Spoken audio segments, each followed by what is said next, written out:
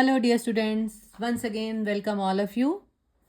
Yes bache, today's video is very special because in today's video we will not discuss a single topic. We will discuss a section of your exam. बच्चे आज हम do as directed जो कि आपके English के paper का एक section है उसको डिस्कस करेंगे कि उसमें जो आने वाले टॉपिक है उसके इम्पॉर्टेंट सेंटेंस डिस्कस करेंगे. So pay proper attention to today's video and have a look. The first topic is preposition. Preposition में sentences आता है आपको जो sentences आएंगे आपने उनको fill करना है उनका आंसर देना है. तो have a look on the sentences. I will meet her dash 9 o'clock. I will meet her dash 9 o'clock. Second is Meena was seen playing dash the street. Third sentence is she went to the market dash her brother. And the fourth sentence is I will come dash bus. All these sentences are from preposition section. ये बहुत important sentences है बेटा, आपको याद होगा, आपने revise करे होंगे कि वी विल मीट जब भी हमारे पास शार्प टाइम हो तो एट लगता है. स्ट्रीट है in the street. She went to market with her brother. I will come by bus. Next हमारा टॉपिक है ट्रांजिटिव और ट्रांजिटिव. बेटा इस पे मैंने अलग से वीडियो भी बनाई थी, आपको समझाया था. आपको इस सेंटेंसेस में बताना है कि जो वर्ब है वो ट्रांजिटिव है और इनट्रांजिटिव. इसका भी एक मैं क्लू देती हूँ कि जहाँ पे सब्जेक्ट और ऑब्जेक्ट दोनों होते हैं वो होती है ट्रांजिटिव और विदाउट ऑब्जेक्ट वाली होती है इनट्रांजिटिव. ये डिटेल्ड वीडियो आप सबने देखी है पहले भी मेरी. यस बच्चे, तो फर्स्ट सेंटेंस है इसका she has invited her friends. Second sentence is he pulled open the door. Third is the car needs a battery. Fourth one is I opened the box. And fifth sentence is they should no longer wait. कि अब उनको wait नहीं करनी चाहिए. These are the most important 5 sentences for transitive and intransitive section. Our third part is determiner. Do as directed में जो next हमारा part है वो है डिटर्मिनर. तो डिटर्मिनर आपने फिल करना है, जो ब्लैंक्स हैं उनमें सेंटेंस को देख लीजिए. Look out of the window for dash minute. You have to fill a and the कि इसमें से क्या है सुटेबल इसका आंसर वो आपको फिल करना है. Next is he died in dash accident. Third sentence is it educates both dash blind and the helpers. And the fourth one is he takes dash interest in me. इसमें बेटा आपने देखना है क्या फिल करना है. Lot of, some, any, a and the. तो ये एक बार अंडरस्टैंड करके ध्यान से फिर आपने डिटर्मिनर का सेक्शन फिल करना है. एक वर्ड का बेटा आपको 1 मार्क मिलता है, तो बी केयरफुल. तो अच्छी तरह फिल करना बेटा. नेक्स्ट हमारा जो सेक्शन है वो है डिग्री ऑफ एडजेक्टिव.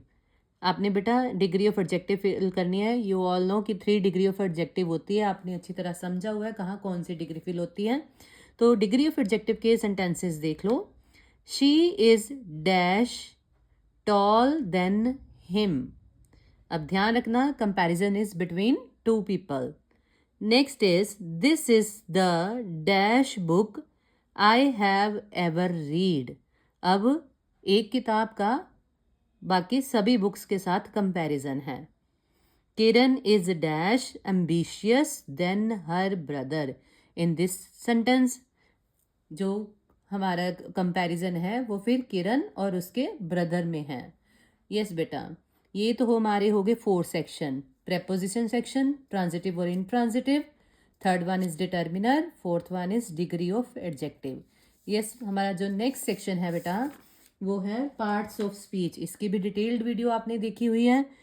तो इसके जो क्वेश्चंस है let's have a look.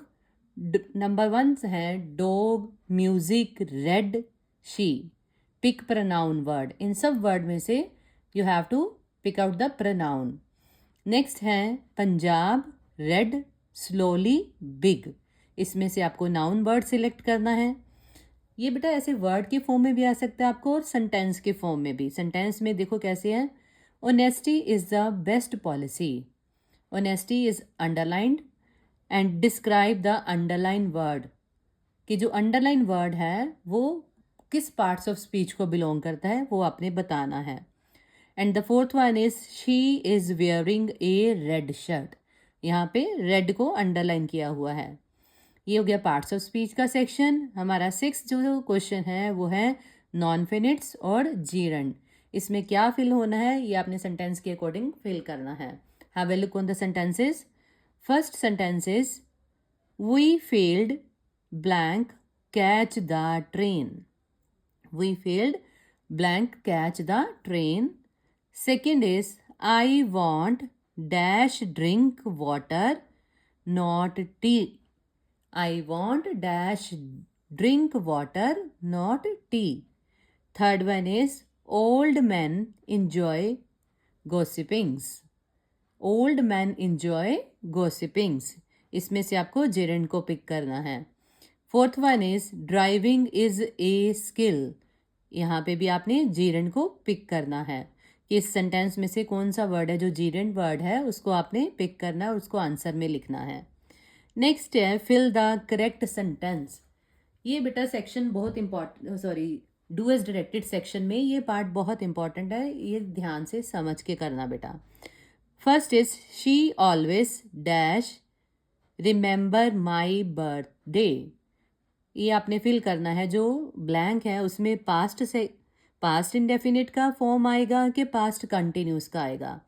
Continuous बेटा पास्ट दोनों पास्ट के हैं. एक तो इंडेफिनिट पूछा है और एक पूछा है कंटिन्यूस.